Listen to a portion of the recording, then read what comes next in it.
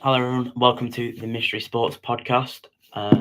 Well, it's a bit of a late stream today, but we are. Hold on, let's just get this right. What is this going on?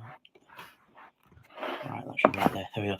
Right, sorry about that. So we are discussing the F1, the Manchester United game.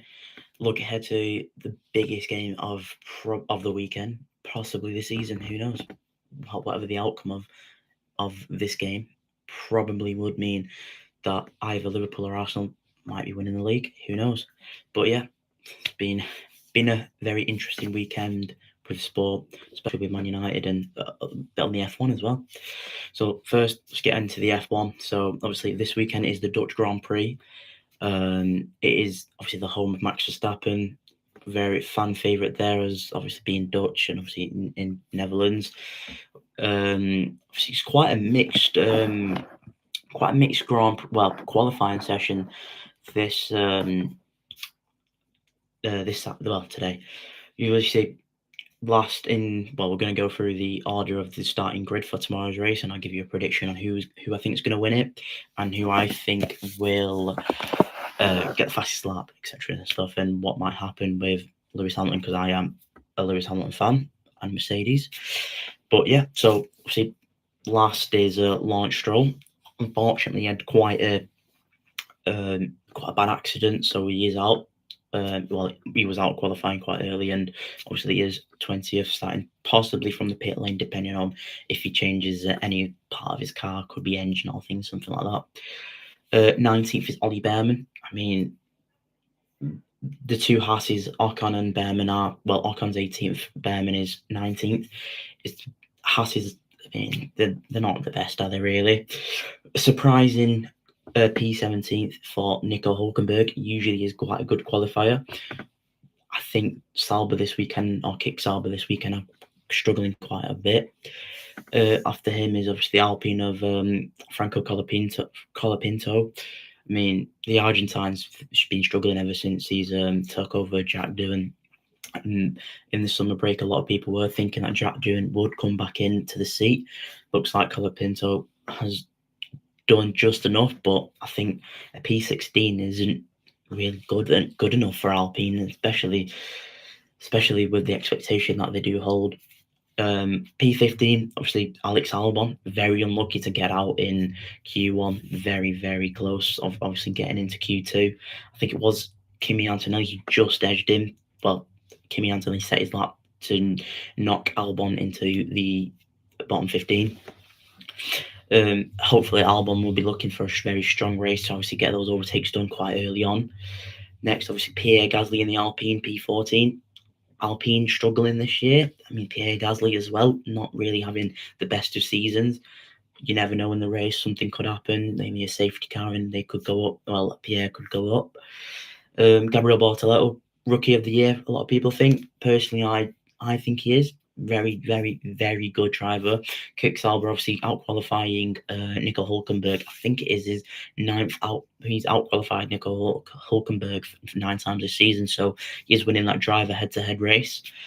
Obviously, next P12 is Yuki Tsunoda. Obviously, Red Bull are really struggling this year, no matter when it's Max Verstappen or the second driver. I mean, obviously, Liam Lawson had obviously only 2 races in or something, 2 races in, and struggled quite massively, and they just decided to get rid of him, which I think was unfair, like a lot of other F1 fans do.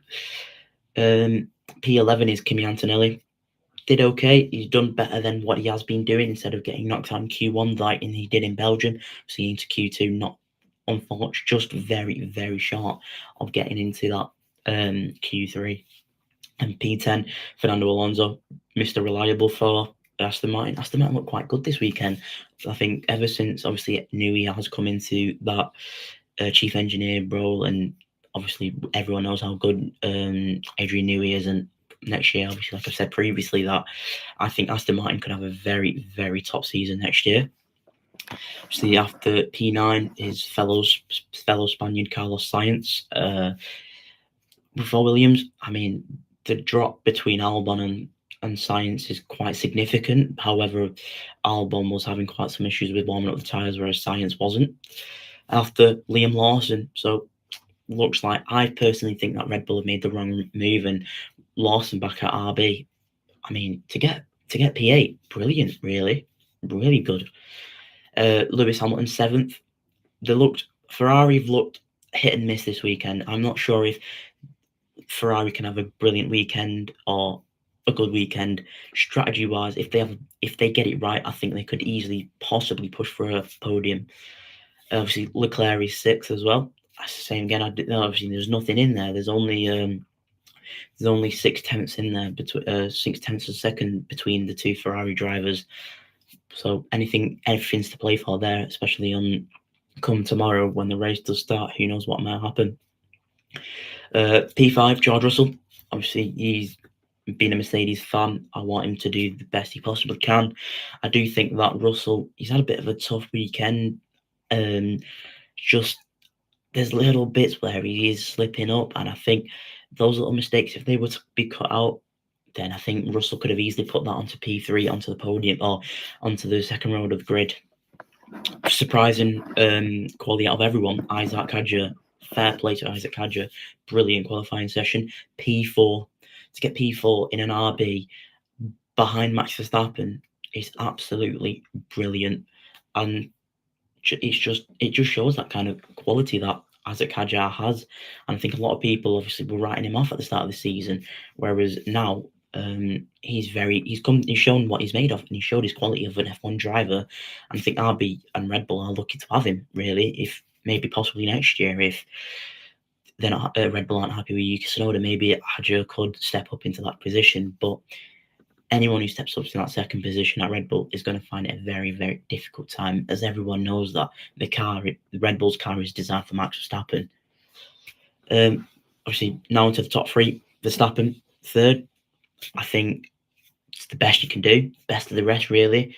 And Oscar Piastri coming P1, starting on pole position. Norris obviously 2nd. There's very, very little between the two papayas. There is nothing. There's nothing's gonna close. I think McLaren have got the drivers and constructors championships in the bag. The only way that I see anything happening is if they have a massive fall off. But from all the practice sessions and from the qualifying to lock out the grid once again, I think that it's always going to. It's just going to be another papaya win, and McLaren 1-2. So with that being the grid, we'll go for my predictions. So I think the race winner will be Lando Norris. I think he's going to have a great start and going to control the race. I think Piastri is going to get 2nd. And then a part of me thinks that Russell's going to get 3rd. But judging by the weekend and how things have been going and how Ferrari have been doing, I think there's a possibility if Ferrari get the strategy right, the pit stops right, Ferrari could easily get that P3 or push for that P3. I think if George has a good start and Leclerc has a good start, or any of them really, they can easily overtake Hadjar. And I think Max Verstappen could be at a bit vulnerable when it comes to down the straights, because Red Bull this season, as we know, haven't really got that top speed that they used to have, and that straight line speed that everyone you saw in the past 3 years. So yeah, and then fastest lap, I think Verstappen will get it. I think it will come to that situation where Verstappen's in like a P5, P4. There's a massive gap. He's got a pit stop behind him. He'll just put some softs on and he'll just take the fastest lap. That's what I think will happen. And I think hopefully Norris wins the race. I want that I think that, well, I mean, Norris for me is my favourite to win the lap title, but I think it's between either Piastri or Norris to win the title. But it should set up a very interesting Sunday Grand Prix. So yeah, moving on now. So obviously Manchester United today played Burnley at home for the 3rd Premier League game of the season. Obviously they won 3-2. We can't argue with that. They've won. They're sitting 9th in the league, above Man City for one game. But I think from that United game, I mean, sat there watching it, I was frustrated I was really frustrated with this game. The quality on the ball when you have Cunha, Mason Mount, Embuemo, Bruno Fernandes in that first half was sublime, just sublime. The passing, like Bruno Fernandes switching the ball over to not to Mainu, to Embuemo, or to Cunha, or to whoever was on that wing. Ahmad playing those long balls over the top. Delot, Delit, all joining in. That first half, United could have easily been 7-0 up. Obviously, that would, with how poor our finishing was, United just obviously lacked that kind of finishing touch, really. And obviously, to go in at 1-0 in at half time, looking good. And you just think United just need that second goal, that next goal, just to get that bit of confidence, and then go and push for that third or maybe fourth or whatever may have happened if we didn't concede like how we conceded. I mean, obviously, the bright sides of the game is that Cunha and Embuemo are still looking amazing. Obviously, Cunha being injured, obviously we don't know the full extent of his injury. The good news is that when I think a lot of people seen watching the game that Cunha did walk off by himself without being like needing any help. So fingers crossed that is a positive. With also Bruno Fernandes as well. I think he looked himself. He looked better. He looked as if he played much better, and he wanted to just do everything to try and make up for that performance against Fulham. I think he did. There was some parts of the game where he's like, you could do a bit better defensively. However, Bruno Fernandes obviously scoring that penalty, good penalty, moves to win us the game, showed a lot of passion, obviously with that celebration, and as soon as that full-time whistle was gone. One negative I would say about United's performance was how easily it was for Burnley just to walk through our midfield and get those 2 goals that they did. I think that Bruno Fernandes and Kobe Mainoo, when obviously KE came on, looked very poor together as a midfield 2. I think as soon as Bruno kind of went a bit more further, and Mainoo was also allowed to go a bit further with Casemiro on as well, the game kind of shifted in United's favour, because United obviously United wanted to win there at home, and I think the link-up play between Xerxes, Bruno, Mainoo, Embuemo, Ahmad, and even Delot. I don't personally rate Delot, but I do think he is. That game he did show very good quality crossing, good defensive ability. Obviously, there was some parts where he could have done better, but I do think that they played very well. And defensively, though, there is stuff there which could cost us a lot this season. I think a lot of United fans can see that how easy they got their 2 goals. Another negative again is the goalkeeping. Altay Binder. I mean, United really now they need to go and buy the keeper, Lemon. I think that's how you pronounce his name. We need to go buy him, because that first goal where he's just kind of rooted to the spot. I get it might have come quick at him, but he didn't really dive for the ball. He didn't really make an effort to try and save it. So that was kind of a bit disappointing that he's not going to at least try to save it. And that second goal, I don't know why he's parrying it out like that. It's a bit disappointing. Either you parry it out to the side so that it doesn't go back into the danger area. And I've noticed this quite a lot, like the past couple of seasons, that the keepers are now trying to push that ball back into play instead of pushing out for a corner or something. Get it out of danger. I get it, you concede in the corner, but it's better than putting it back into danger and possibly conceding like United just did. But that's obviously we've seen that throughout this season, and we know it's going to be a struggle in midfield and the goalkeeping. So obviously, with the transfer window shutting on Monday, United do need to go and sign a couple that goalkeeper, and if you can get a midfielder, perfect. Someone on loan maybe, but I doubt that United will get a midfielder. I could probably see us get signing the goalkeeper Lemon, but it's a bit of a hit and miss really with United. I think we've seen a lot of kind of obviously the transfers of Cunha and Embuemo and Chesko. I think that's probably what we're going to get. January, maybe, possibly we look to get a midfielder there if we can, but I doubt that we would get, because United don't tend to do business in the January transfer window. If we do, it's someone on loan or something like that, or maybe like a couple of academy players will go out on loan or something like that. I mean, a main talking point of the game as well would be the penalty decision that obviously United, Mason Mount was through on goal, and Kyle Walker, it looked like he fouled him. It was a definite foul, I think, and somehow that the VAR told the referee to go to the screen and overturn his decision and say, look, it's not a penalty. I'm sorry, but I think that is a penalty there, because how can a player be going through on goal and Kyle Walker's grabbing him? Bear in mind that this foul has started outside of the box. Kyle Walker is grappling him, grabbing his shirt. Mason Mount is falling over. He has to hold on to his shirt to kind of stay upright and to try and get control of that ball and try get a shot on target, or try do something.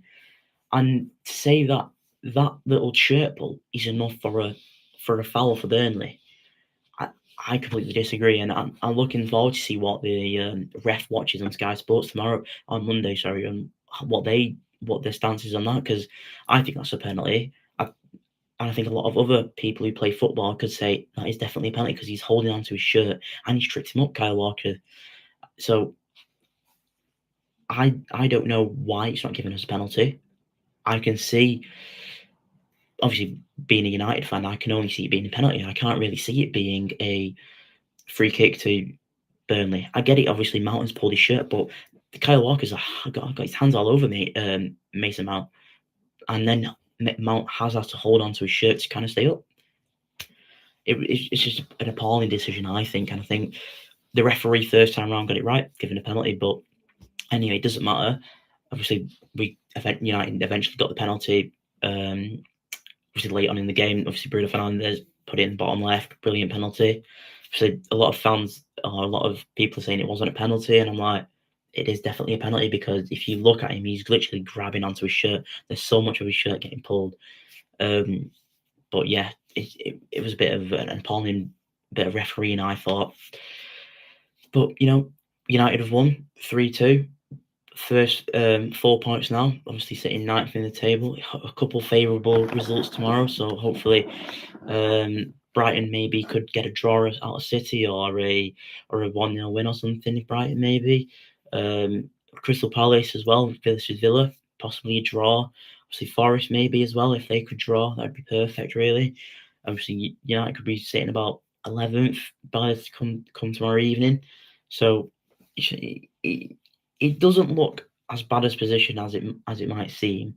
However, obviously a lot of things have got to be done. You can't be conceding 2 goals how we did, and to be dominating the game with about 26 shots, and to only be scoring 3 of them, where a lot of them were very good chances, where I thought that United could definitely go and score much more goals in that game. But apart from that, though, it did look really good from United. So let's hope that it continues. Obviously, after the international break, Manchester City next, so a huge game. They need to turn up. They cannot be doing anything silly, because if we do something silly, City are going to go run riot and win like 4-0, 5-0. And no United fan wants that. I hope we win that game, but we can all say, oh yeah, we hope and things like that. We wish that this could happen, but at the end of the day, they've got to deliver when it comes to that Sunday. So let's hope that they can do it. It's going to be a very interesting game. Well, hopefully, Mateus Cunha as well, he is fit. Hopefully, he doesn't go to Brazil and he stays in Carrington, gets the treatment that he needs, doesn't get rushed back straight into training, takes his time, just gets back onto it. Maybe possibly start if you can. If not, then start him on the bench and plays Joshua Zirkzee. I think Joshua Zirkzee looked brilliant in that game. Say against Burnley, he came on. His link-up play was brilliant with the wing backs, Bruno, Mainu, and Buemo looked really good. So I personally, going forward against City, I would probably, my front 3 would definitely be Bruno Fernandes, Joshua Zirkzee. Oh no, sorry. my striker being Benjamin Sesko, Joshua Zirkzee, and Brian Mbeumo as my front three, and then I'd probably go Dogu and Dalot, Dogu and Dalot as my two wing backs, Bruno and Casemiro in the midfield. And my defence is three centre halves: De Ligt, Yoro, Shaw, and obviously Altai in there. Obviously, hopefully we do sign the goalkeeper Lamon. If we could sign him, then Lamon in there. But obviously we've still got 2 weeks left before that game happens. So let's hope that United can sign that goalkeeper there. Obviously, Amarin has that time on the training pitch with the players. Obviously, those who are not going for international duty should be good. And just moving on, I just wanted to speak about the Amarin doubters and Amarin to be sacked. I think with Ruben Amorim, I know a lot of United fans are like, just get him out. He's rubbish. A lot of City fans, a lot of other opposition fans are like, just get Amorim out. He's awful. I think Amorim needs his time. I'm always going to say this. I'm always going to back Amorim because I think, given not even a year he's had, and I know obviously the performances in the league haven't looked amazing, but I think a lot of people are forgetting that obviously he did get us into that Europa League final. Obviously, I think in that Europa League final, that the reason why we lost wasn't because of Ruben Amorim. The reason why we lost was some of the players who didn't turn up in that game. I'm not going to name names, but a lot of people can say those players who did not turn up in that game against Spurs. And if those players would have, who knows? United could have easily won that game. There were so many opportunities where we could have. And I think a lot of the critics of Ruben Amorim, I think they just need to take a step back and think, look, Ruben Amorim was on the list for Pep Guardiola's successor. And I'm sorry, but Manchester City don't go and look at someone and think and hire a rubbish manager, would they? Or a rubbish player. If Manchester City are looking for buying someone, they're going to want the best. They always want to be the best now. Now they've got that stability there, winning Premier Leagues, winning that Champions League. Manchester City are going to want the best. And if Manchester City are looking at Ruben Amorim, there surely have to be something special there with Ruben Amorim. And I know a lot of people say his 3-4-3 doesn't work, his back three doesn't work, this and that. It doesn't work. He needs to change his formation. Ruben Amorim was brought in to play this system. Ruben Amorim was the Ineos wanted Ruben Amorim because of the way he plays and the way his management is. So I don't think after less than a year we're just going to be like, look, we're going to sack you straight away. After 3 games of the season, we're going to sack you. And especially paying 100 million for your front three, I doubt that was going to happen. At least they've got to give him until Christmas if they even wanted to sack him. But all this chopping and changing with managers, I don't think it's going to work. No way it works, because like Rashford said, if you want to start that objective, start that rebuild, you've got to keep with the same manager throughout. And I think Ruben Amorim is that guy to do it, because you look at Arsenal with Arteta, they've won that one FA Cup, and obviously everyone knows that he's not won anything, and everyone criticises him. But if you look at that period, he's been there for 5 years or so. Arteta has built a very, very solid football team. They're consistently challenged for the Champions League, for the Premier League. And I mean, last year they got to semi-finals. Obviously, PSG being PSG were world class last year. But if Ruben Amorim had that time, I think great things could happen.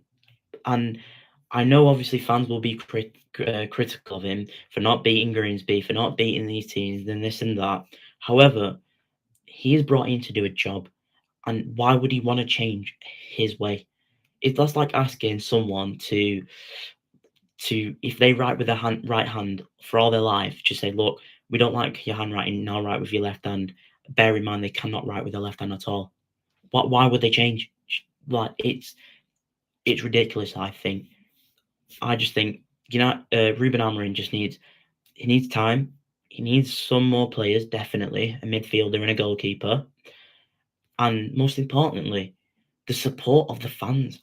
I mean, you look at that ground today, obviously they're singing his chant, but a lot of the fans are saying, "Oh, get him out, get Ruben Amorim out, get Ole Gunnar Solskjaer in, bring back Mourinho, bring in." Some fans are like, "Bring in Eddie Howe."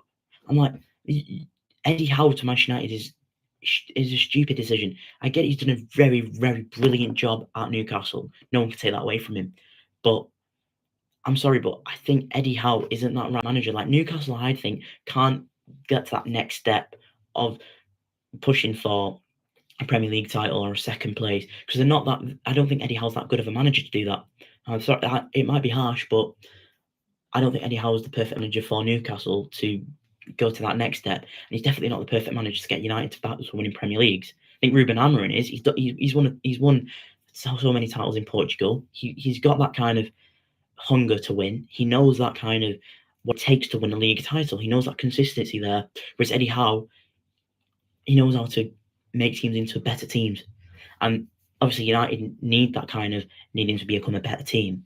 But I think Ruben Amorim can definitely do that. If he's won league titles, he can definitely make a team better. 100% he can. But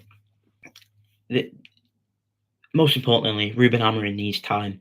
And there's no point trying to sack another manager, bring Ole Gunnar Solskjaer back, because what's going to happen if we bring Solskjaer back, for example?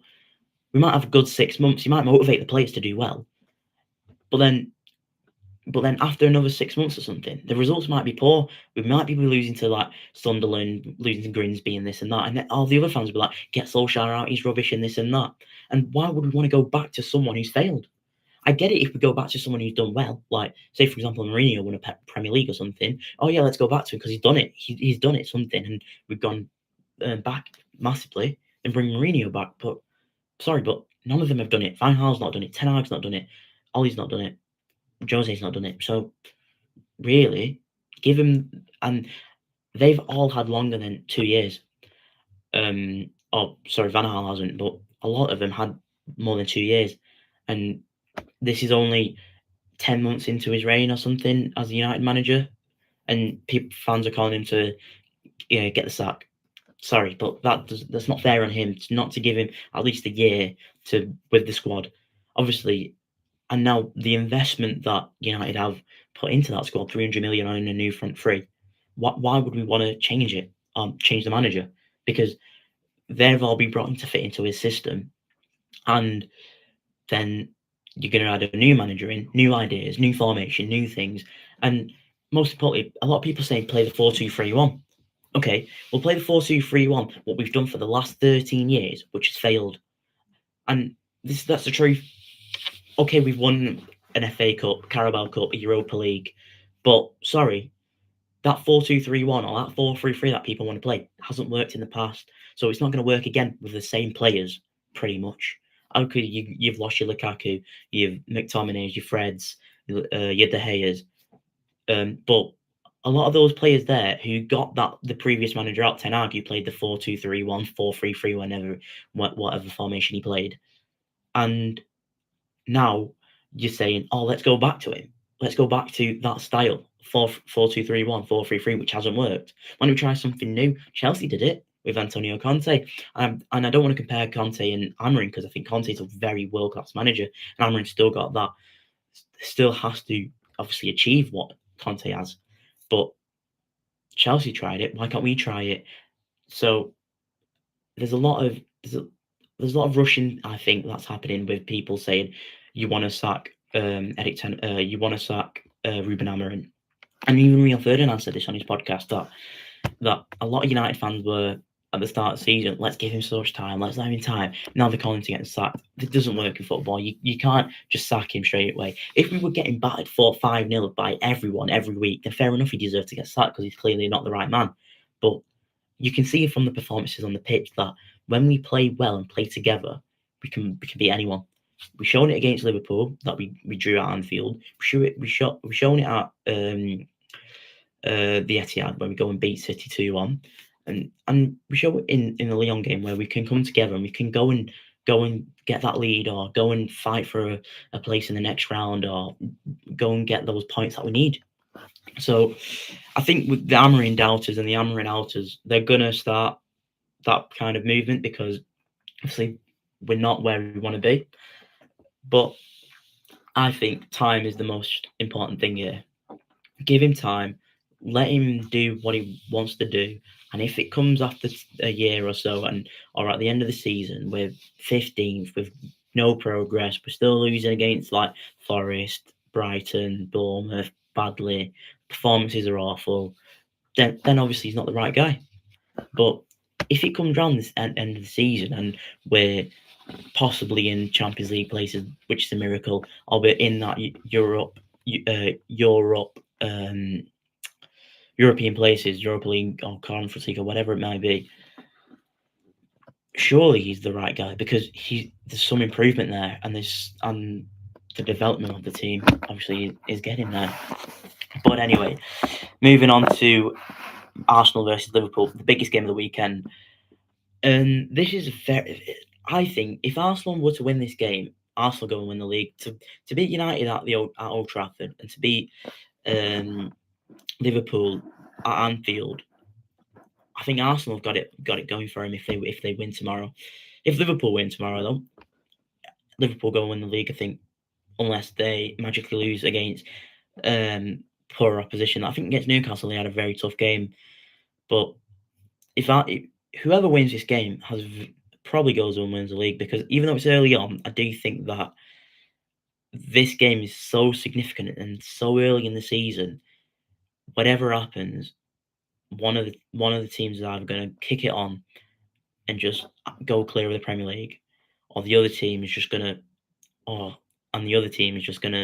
plummet into second and just can't catch up, because Liverpool are in a fantastic squad, and to win late on 3-2 against Liverpool, and then Arsenal obviously to go and win 1-0 against United, anything, those types of results go and win you that league. You need that bit of luck just to go and win that league.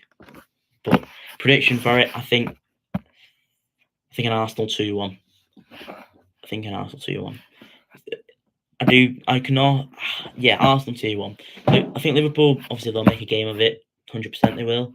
I think Arsenal as well, they'll be good, they'll be sound defensively. I think Zubimendi and Declan Rice will have a very, very huge impact on the game. And I think Gyökeres and Eze, something between them and Odegaard will